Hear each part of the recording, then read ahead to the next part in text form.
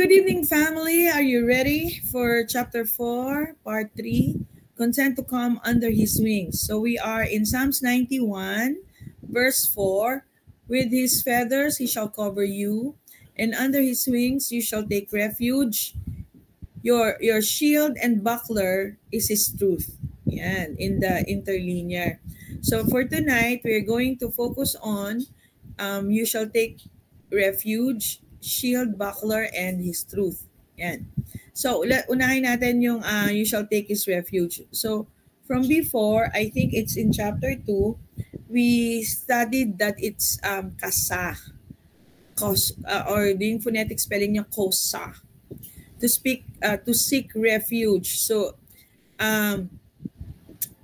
it means refuge, and it also means dwelling place.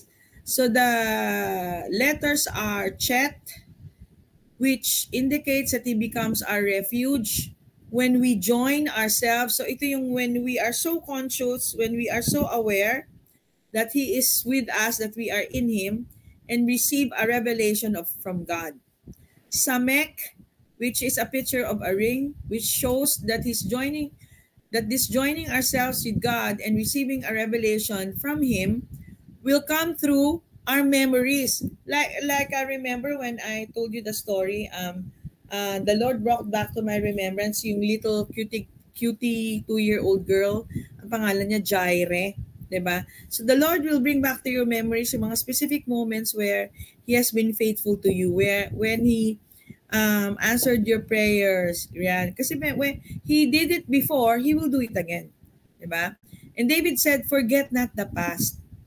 We look at how God brought us through in the past, and this will assure us that he will not let us down today. And then yung last letter, which is Hey, represents the very presence of God. So the reason why the Lord Jesus came on earth and became sin so that we might become the righteousness of God in Christ is because for us to become his dwelling place, so that the presence of God will be forever in us. Yeah? So hindi yung magwo-worship leading tayo na Lord, come, ganyan. Sabihin sa ni Lord, ano ka ba? I'm just here. Diba? You just have to be aware. So refuge is a joining of ourselves with God by thinking on the past faithfulness of God and receiving a revelation from God surrounded by his presence. So it's but fitting that we study yung dwelling place. In the Hebrew, it is mid kodesh, sanctuary or a home. The word sanctification in Hebrew is kadash, meaning set apart, purified, holy, and clean. And the root word of kodesh or kadash is sanctuary. So the sanctuary of the Lord is who, Sam? Who is God's sanctuary? You, right? The sanctuary is the divine dwelling place. In 1 Corinthians 3:16, ito na, Sam, it says that we are the temple, the sanctuary, and the Spirit of God dwells in us. So sanctification is not a process. It is who we are, the dwelling place of God, Father, Son, and Spirit. We are fully sanctified right now. So just like when the Israelites were traveling in the wilderness, because this is Old Covenant, so now the reality that Christ is dwelling with his people, you and I, is already a reality. From before, when they were marching into the wilderness or they were into the journey, they were camping like in a cross, and in the middle is the tabernacle, the dwelling place of God. Yeah, so ang ibig lang sabihin nito, yung kanta na, Jesus be the center of it all. Jesus be the center of it all. So now we just have to be aware, right? And make Jesus be the center. Because he is actually there. He's actually in you. Kaya yung di ba meron tayong alam dati, na God is omnipresent. Di ba? Come to think of it, God is omnipresent. He's in you. You just have to be aware and you just have to consider. So we can't become any more sanctified because God fully dwells in us. Our sanctification is complete in him. So why is it so hard for us to understand? Why is it so hard for us to grasp? Because we think of the word sanctification or holy as a verb or an adjective. In other words, being sanctified by what we do or describing us by our actions. But child of God, now in the new covenant, you have become His dwelling place. The word Kodesh is a noun. It's who we are. It literally means to be that you are set apart for a special purpose. We are set apart. Ano yung purpose na yon? Hindi yung, pupunta ka ba sa Timbuktu, ganyan-ganyan. The special purpose is you becoming His dwelling place. Set apart for oneness with Father, Son, and Holy Spirit. So wherever you go, God is with you. That is your purpose. We are set apart for His wonderful, beautiful purpose of oneness as His residence from before time began. He has found, di ba may verse ng foxes of holes, but the Son of God didn't have any resting place for His head. But at the cross, He found His rest in loving you. He found His rest in saving you. So now the Lord has found His resting place. So we have become His throne room. Diba? He's seated at the right hand of God. Where is Jesus? At the right hand of God. Where is He? Diba nasa iyo? So His throne room is you. You are the temple of the Holy Spirit. And at the, actually, yung picture ng, yung tabernacle is a picture of us.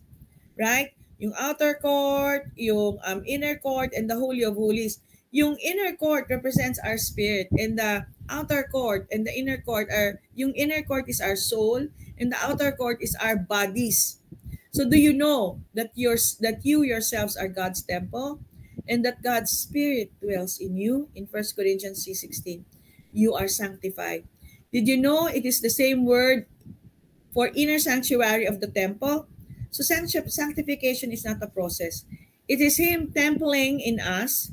He is our sanctification, and we are His dwelling place. He is the Holy of Holies in us. So we are fully sanctified, fully complete, and filled with all the fullness of the Godhead, Elohim, Father, Son, and Holy Spirit. So this is really very good. Listen to this. Guys, attention to the screen. In Hebrews 8:1-2.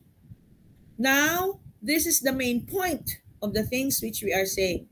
We have such a high priest who is seated at the right hand of the throne of the majesty in the heavens, a minister of the sanctuary and of the true tabernacle which the Lord erected and not man. So who is the minister? Who is ministering to who? Di ba meron akong ano nun dati, let's minister to the Lord. Mali pala, it's the other way around. The minister is the Lord. He's the minister of the sanctuary. Minister means functionary. It means one who has been entrusted with the care, the maintenance, and the upkeep of both the sanctuary and the tabernacle. It's Jesus that is the functionary of your sanctuary and your tabernacle. Yung sanctuary kanina, di ba? Inner sanctuary, your soul, and your spirit, Holy of Holies. And your tabernacle is your body. So the sanctuary is your inner man. The tabernacle is your outer man. So the declaration of Scripture is that Jesus has made Himself responsible. He's the functionary of your wholeness, for your health, for your prosperity, for your freedom. Hallelujah! So tandaan niyo ang Hebrews 8:1 and 2. Hallelujah! So, hindi ikaw ang bida. Si Lord ang bida. Siya ang safekeeper. Siya ang gatekeeper lahat. Hallelujah! He's the minister of our tabernacles. We have a high priest who is seated. As we are seated with Him, we are finished, perfected, complete in our entire being right now. Jesus, our high priest, is the minister of both our sanctuary and tabernacle. In the inner places, sanctuary, and our body's tabernacle. So again, 1 Corinthians 6 says that our bodies are the temple of the Holy Spirit in us. The fullness of God is not just in our spirits. His fullness is in our bodies, in our entire being. He's the minister of both the sanctuary and the tabernacle. Not the minister to, but the minister of. Di ba? Minister of defense. Ganyan. Siyang bahala, siya yung functionary. So the word minister is leiturgos, means functionary. Leiturgos, it has to do with the priestly service of the temple. The same word was used in Hebrews 10:11, the priest to daily ministering, leiturgon. But our minister is seated, and the ministry of our bodies is from a seated position, a position of rest in us. So the minister of the functionary, the liturgos, was responsible for the care and the management of all that was entrusted to him. So, Jesus alone, not us, is the minister, we are not.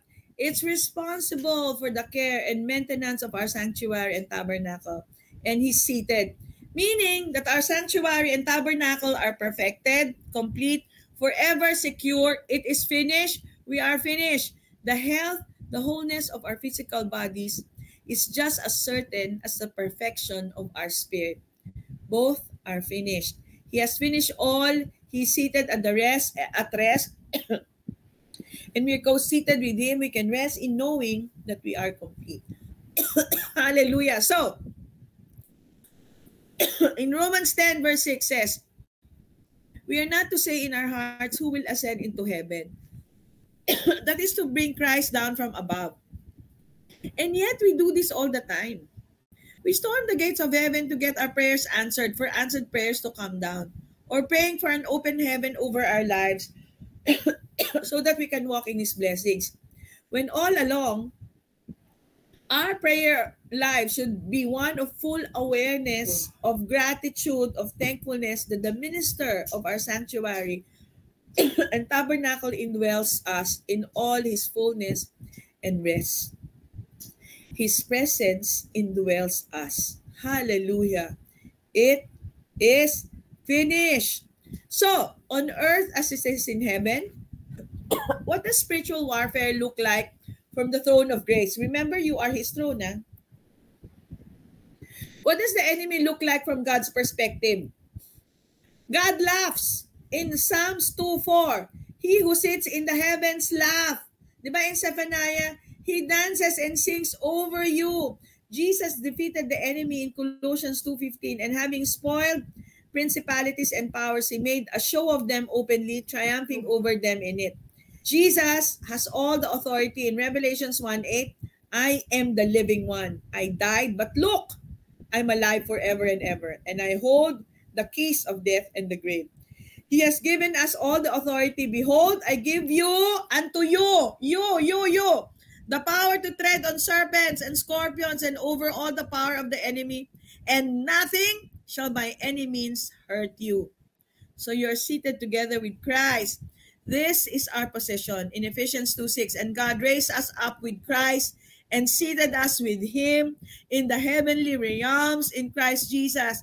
Satan has no power over you unless you give it to him. He has illegal access to your life in Christ. God is not allowing him access to your life like Job's life. Job was before the cross and resurrection. Our view of spiritual warfare should be a throne room view. Rest in your possession in Christ. Laugh at the enemy, at the defeated enemy. Walk in your God-given authority over him by speaking forth what belongs to you in Christ. As He is, so are you in this world. So, kita nyo ba to? I like this very much. Joy actually shared this to me. Because actually, I was thinking about the crying baby.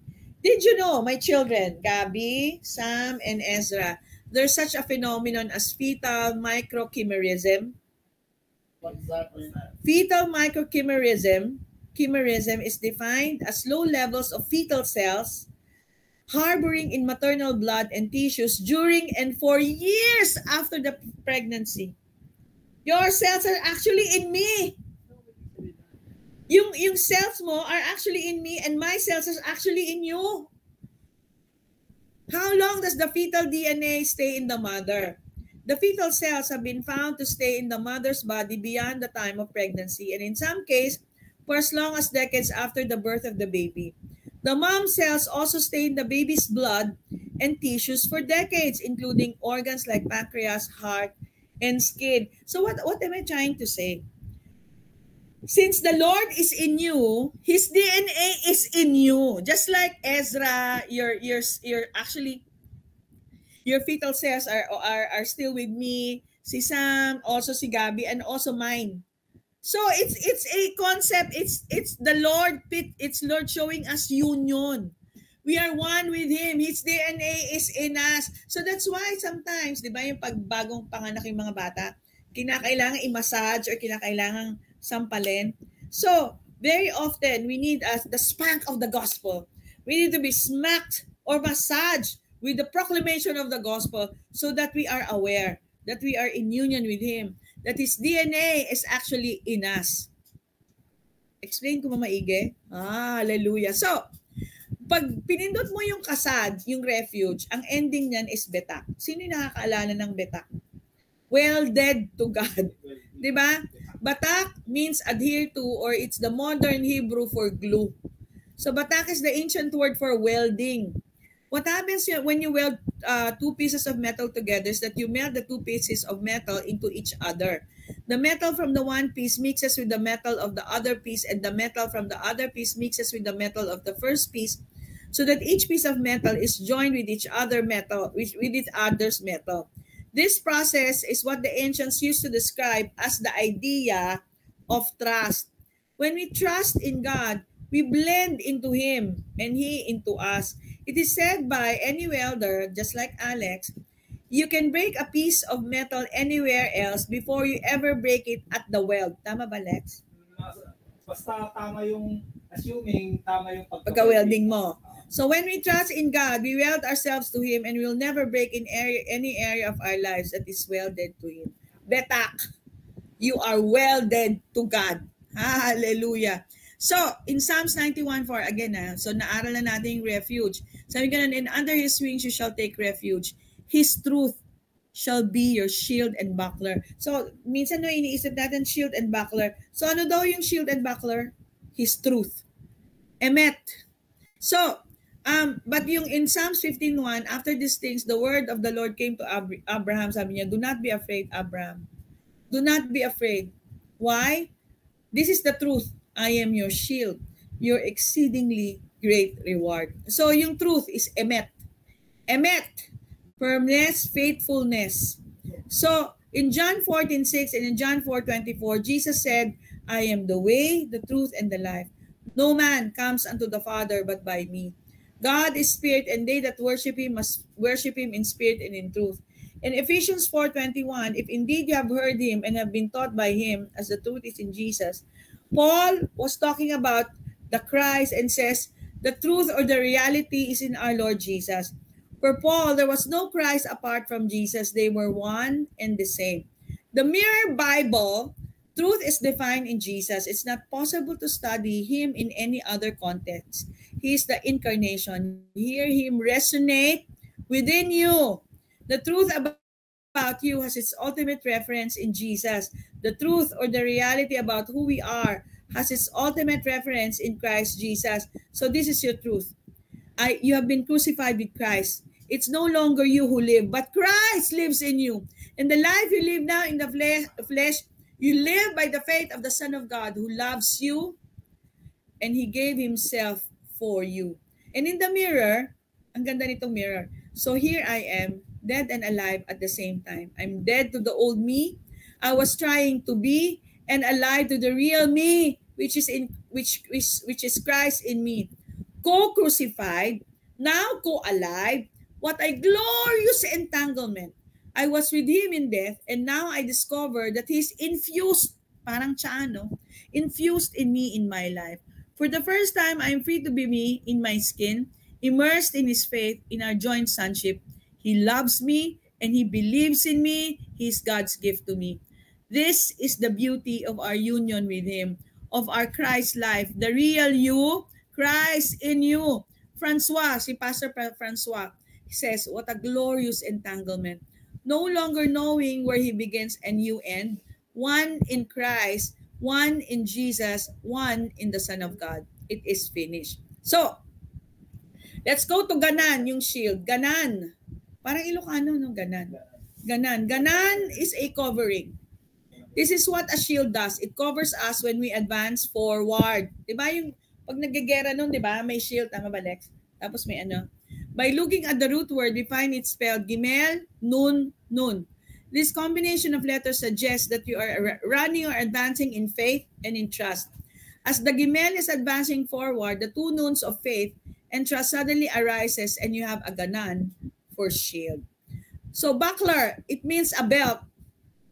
Your belt. But God's faithfulness is much more than just keeping our pants from falling down. The word in Hebrew is sokera, from the root word sakar. Sokera in its Semitic root is sakar, which simply means to surround. It comes from an old Canaanite word for a wandering merchant or beggar. The idea is one or traveling around in a circular pattern to try and make contact with anyone who will give them a few shekels out of mercy or in exchange for a product. In other words, the shield here is the will of the person.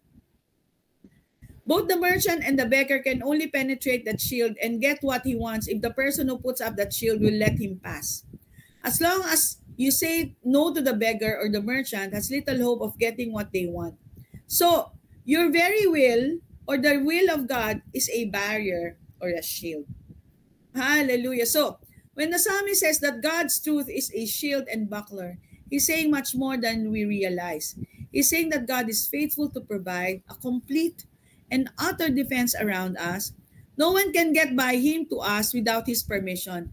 If we just trust in his faithfulness, we have a security that the world cannot even come close to giving us. So, finally, in Genesis 22 verse 14, and this is your truth. When there's contradiction, for example, in finances, the Lord will provide. Sabi niya, di ba? And Abraham called the name of the place, the Lord will provide.